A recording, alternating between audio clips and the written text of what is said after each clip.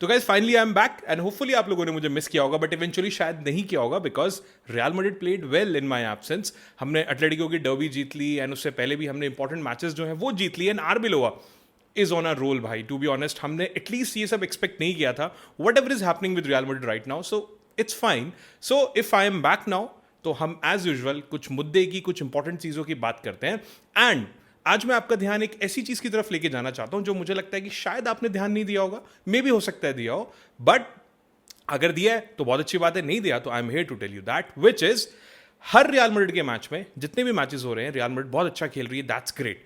But उस अच्छा खेलने के चक्कर में हम हमेशा एक ऐसे प्लेयर या फिर एक ऐसी पोजीशन को सैक्रिफाइस कर रहे हैं जो हमें बाद में प्रॉब्लम कर सकता है. अभी हमें ये सब नहीं दिख रहा है because real Madrid is playing well, everything going well, हम गोल स्कोर कर रहे हैं, जीत जा रहे हैं, विच इज फेयर.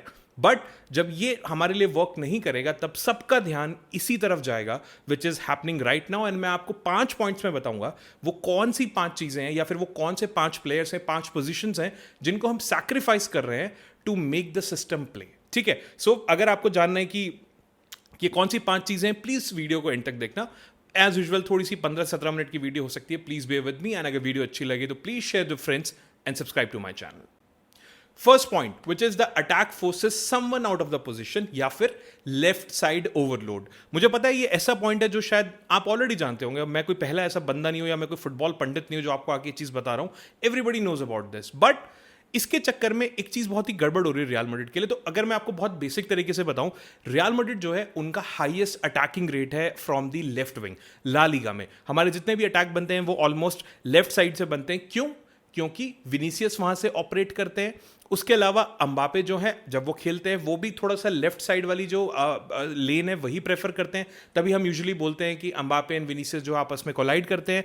उसके अलावा अगर बेलिंगम खेलते हैं या फिर और कोई मिडफील्डर खेलने की कोशिश करता है, ये सब लोग भी लेफ्ट साइड से ड्रिफ्ट करते हैं. ओवरलैप रन्स बनते हैं फ्रॉम अलवारो करेराज या फिर अगर फ्रैन गार्सिया खेल रहे हैं तो जो मोस्टली एक्टिविटीज होती हैं वो हमारे लिए लेफ्ट साइड से होती हैं. इसी वजह से ये वाली जो चीज़ है वो हमारे लिए यहाँ पे लेफ्ट साइड ओवरलोड बना देती है. अब इससे होता क्या है? इससे होता ये कि जो हमारी राइट साइड है या जो हमारा राइट विंग है या जो हमारी राइट लेन है वो बिल्कुल ही पैसिव हो जाती है या फिर आप कहो कि बिल्कुल ही खाली हो जाती है.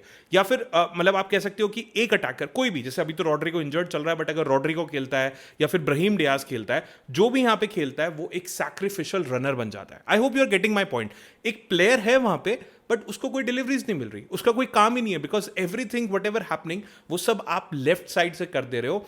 इसीलिए मैंने बोला कि एक सिस्टम को खिलाने के लिए रियल मैड्रिड यहां पे जो है किसी एक पर्टिकुलर प्लेयर को या फिर पर्टिकुलर पोजीशन को जो है कहीं ना कहीं सैक्रिफाइस करती है. ठीक है, अब आप इसका बहुत ही बेसिक एग्जांपल उठा सकते हो. आप लास्ट के कुछ मैचेस उठा लो जहां पे विनीसियस एंड अम्बापे जो है वो दोनों खेल रहे हो. ये दोनों के दोनों जो है हेविली कंबाइन करते हैं या फिर लिंकअप करते हैं on the left side, while जो आपका राइट विंगर है उसको मुश्किल से टचेस मिलते हैं या फिर मिलते भी हैं तो वो पीछे आके इन लोगों को खिलाने में कहीं ना कहीं लग जाता है.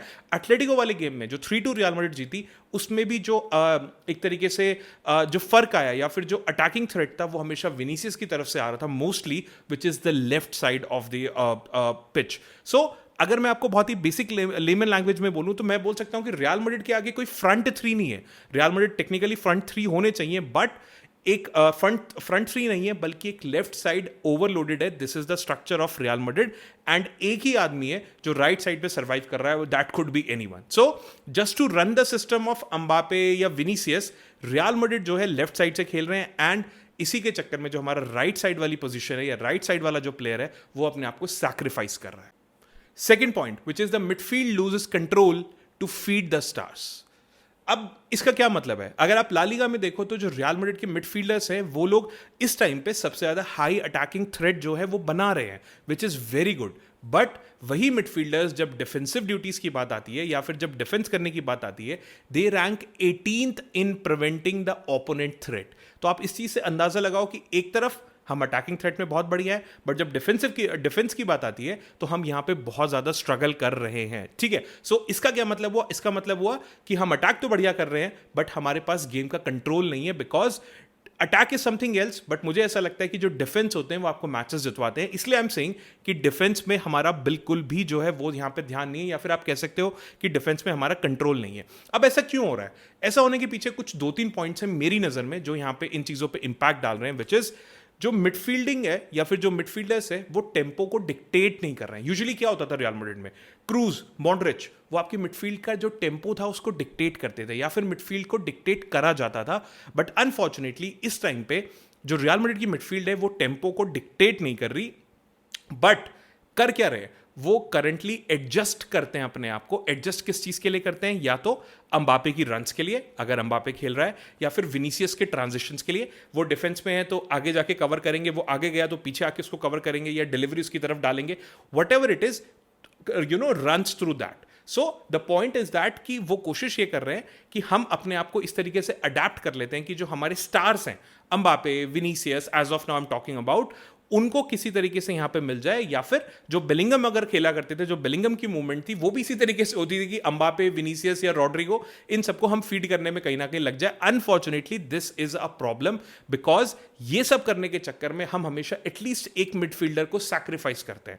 कैसे सैक्रिफाइस करते हैं, या तो चुआमेनी जो है वो बहुत ही ज्यादा डीप जाके आपके लिए बैठ जाएगा. Eventually Tchouameni is not a kind of that kind of CDM जो आपके लिए पीछे बैठने की जरूरत है. He is that kind of CDM जो आपके लिए अटैकिंग थ्रेड भी यहां पे बना सकता है. बट अनफॉर्चुनेटली इन सब चीजों की वजह से उसको पीछे बैठना पड़ता है. सेकंड, उसकी वजह से क्या होता है, वेलवर्डे वो जो है वो नॉन स्टॉप आगे पीछे दौड़ता रहता है, because he has to deliver the deliveries, और he has to be there कि वो उन दोनों को सपोर्ट कर सके.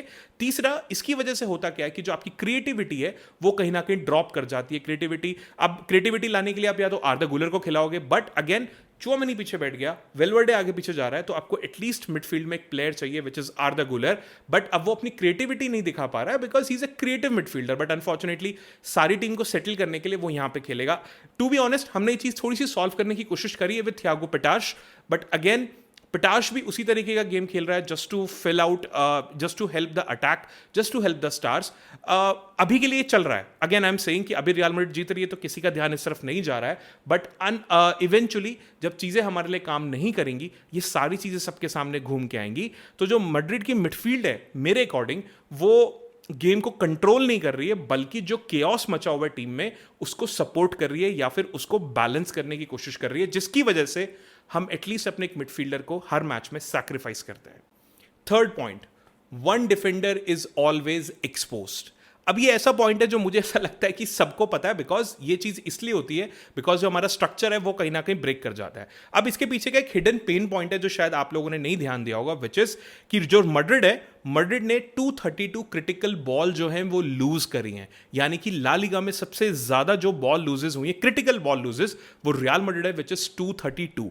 अब इसका क्या मतलब है, इसका मतलब ये है कि जब रियल मैड्रिड बॉल को लूज करते हैं तो they lose it very dangerously या फिर वेरी ऑकवर्ड पोजीशन में. अब वो लूज करने की जो रीजन है मैं ऑलरेडी ऊपर डिस्कस कर चुका हूं, क्योंकि बॉल लूज करना सिर्फ डिफेंडर्स के लिए नहीं होता है, मिडफील्डर्स का रोल भी वहां पे आता है, बट अनफॉर्चुनेटली मैं ऑलरेडी उसके बारे में ऊपर डिस्कस कर चुका हूं. तो ये जो बॉल लूज होती है ये बहुत ही डेंजरस पोजीशन में होती है. अब आप इसको इस तरीके से समझ सकते हो कि जो आपके फुल बैक्स हैं वो बहुत ज्यादा हाई खेल रहे होते हैं. Alvaro Carreras most of the time overlap runs बना रहे होते हैं. ट्रेंट अलेक्जेंडर आर्नोल्ड थोड़ा आगे जा रहे होते हैं बिकॉज नाउ फेडरिको वेलवर्डे थोड़ा हाई ऑपरेट कर रहे हैं. आपके पीछे यहां पे गैप बच जा रहा है.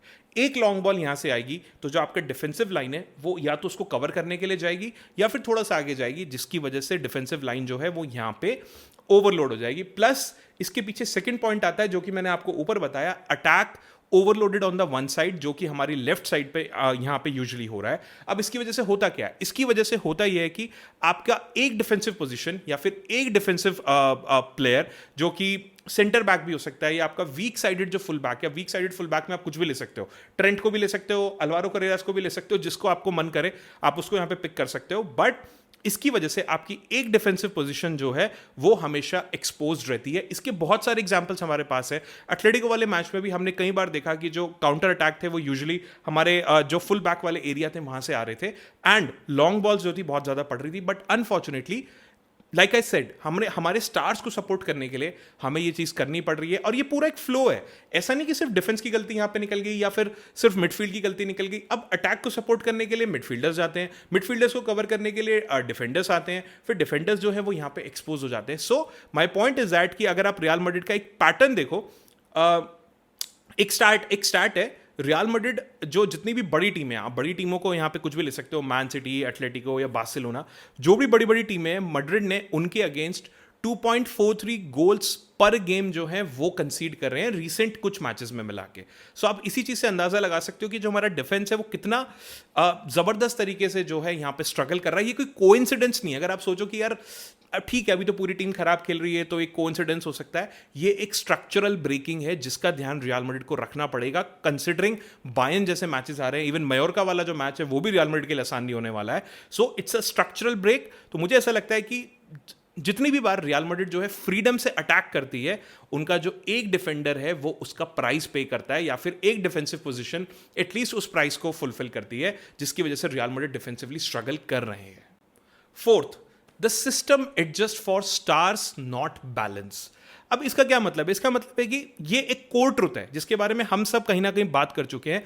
रियल मैड्रिड जो है वो एक फिक्स सिस्टम में बिल्कुल भी नहीं खेल रही है, and this is very fine, we don't have any problem. Real Madrid जो है वो परफॉर्म कर रही है, अभी जीत रही है, तो किसी को कोई फर्क नहीं पड़ रहा है कौन सा सिस्टम है, क्या है, हमें जीतने से मतलब है, विच इज एब्सोल्युटली ओके। मैं खुद बोलता हूं एंड ऑफ द डे मुझे 3 पॉइंट जो है वो मैटर करते हैं, but I am just analysing कि ये क्यों हो रहा है या फिर क्या हो रहा है। तो अगर मैं आपको बोलूं, रियल मैड्रिड इस टाइम पे सिस्टम या फिर स्ट्रक्चर में खेलने की बजाय कुछ इस तरीके की चीजें कर रही है, जैसे कि हम एम्बापे को टीम में कैसे फिट कर सकते हैं, या फिर आप कह सकते हो कि हम विनीसियस को कैसे फ्री करें, हम किस तरीके से जो लेफ्ट विंग है वो हमारी फ्री रहे, या फिर हम किस तरीके से बेलिंगम को यहां पे यूज करें, किस तरीके से हम मैस्टनटूनो को डालें। Are you getting my point? हम instead of fixing the system, हम प्लेयर्स को फिक्स करने की कोशिश कर रहे हैं, उनकी पोजीशंस को फिक्स करने की कोशिश कर रहे हैं, एंड ये हमारे लिए बहुत बड़ी प्रॉब्लम है, क्योंकि इसका मतलब ये है हर मैच में आपकी जो शेप है वो चेंज हो रही है, और जिस तरीके से शेप चेंज होती है आपका हर मैच जो है वो यहाँ पे चेंज हो रहा है। जो रोल्स हैं वो सारे मैचेस में चेंज हो रहे हैं, एंड रोल्स चेंज होने से जो प्लेयर्स की रिस्पॉन्सिबिलिटी, उनकी परफॉर्मेंस जो है उस पर कहीं ना कहीं हमेशा फर्क पड़ता है। मतलब आप जितने भी एनालिस्ट हैं दुनिया में, मतलब जो फुटबॉल कवर करते हैं, जितने मैंने ट्विटर पे पढ़े हैं, अगर आप उन सबके नोट्स देख लो, जो रियल मैड्रिड की जो टीम है वो कंसिस्टेंसी लैक करती है कहीं ना कहीं। उसके अलावा जो है वो प्रेसिंग आइडेंटिटी जो है वो रियल मैड्रिड में नहीं है। आपने भी रिसेंटली देखा होगा थियागो पिटाश के आने से थोड़ा फर्क पड़ा है, बट उससे पहले इवन अभी भी रियल मैड्रिड कोई बहुत ज्यादा ऐसा प्रेस करने वाली टीम नहीं है, एंड जो केमिस्ट्री है वो मोस्ट ऑफ द टाइम जो है टीम में नहीं दिखती है, इवेंचुअली 45 मिनट्स के बाद बन जाती है, या फिर कुछ ऐसा मोमेंट आता है कुछ मिनट्स का, मतलब कुछ मैचेस में बनी है, बट कंसिस्टेंटली वो जो है वो नहीं बन रही है, and this is why it is happening, because हम लोग स्टार्स को पुट करने की कोशिश यहां पे कर रहे हैं। So Real Madrid is not building a system.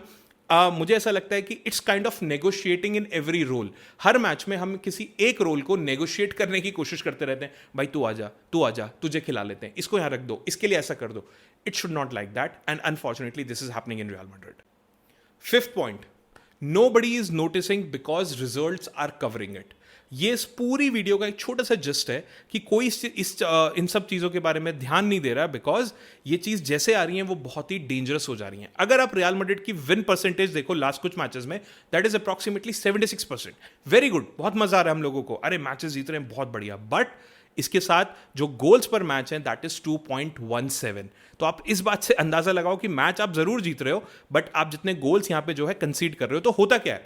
होता ये है कि जो हम सब फैंस हैं, हम सिर्फ विन्स देखते हैं, या हम देख रहे हैं हमारी टीम जीत रही है, बट जो फ्लॉज हैं उनके बारे में हम बात नहीं करते हैं। इवेंचुअली अभी भी यही सब हो रहा है कि हम अच्छे अच्छे मैचेस के बारे में सोच रहे हैं, हमने सबको हरा दिया, बट वो कैसे हराया, उसके पीछे के क्या क्या फ्लॉ थे, उसके बारे में हमने बात नहीं करी। जो मीडिया है वो हमारे स्टार्स को एकदम, अरे मजा आ गया भाई, विनीसियस ने गोल मार दिया, Tchouameni man of the match जा रहा है, ये हो रहा है, very good, we should do that. ऐसा नहीं है कि वो जो बेचारे परफॉर्म कर रहे हैं उनको वो प्रेज नहीं मिलना चाहिए, बिल्कुल मिलना चाहिए, बट आप जो स्ट्रक्चर है उसको इग्नोर मत करो। जो क्रिटिसिज्म है उसको भी क्रिटिसाइज करो। मैं रियल मैड्रिड को क्रिटिसाइज करता हूं बहुत सारी चीजों के लिए। जो स्ट्रक्चर है इस टाइम पे वो ब्रोकन है, उसके बारे में बात करना बहुत जरूरी है। बट अगर आप थोड़ा और डीप जाके देखोगे तो जो इंपॉर्टेंट मैचेस है, जो बिग गेम्स है, उनकी जो विनिंग रेट है वो ऑलमोस्ट 30% जो है रिसेंटली ड्रॉप हुई है। वो अभी आरबी लोवा ने आके कुछ मैचेस हमको जरूर जितवा दिए हैं, बट उससे पहले जो है वो ऑलमोस्ट 30% ड्रॉप हुई है। तो ये आपको दिखाता है कि जो आपका मोमेंट है, जो आपका स्ट्रक्चर है, वो एक्सपोज्ड है। दूसरी टीम वाले जो है वो ये चीज जानते हैं कि रियल मैड्रिड जो है एक इंडिविजुअल ब्रिलियंस पे खेल रही है। मे बी एम्बापे आगे बचा लेगा, मे बी विनीसियस बचा लेगा, मे बी ब्राहिम डियाज बचा लेगा, या फिर मे बी वेलवर्डे बचा लेगा, but team as a collective system जो है कहीं ना कहीं यहां पे लैक करती है। ठीक है, so against normal teams real Madrid जो है एक तरीके से वो जो सैक्रिफाइस है उसको हाइड कर लेती है, क्योंकि आपको पता नहीं लगता है, हम बहुत ज़्यादा ध्यान नहीं देते।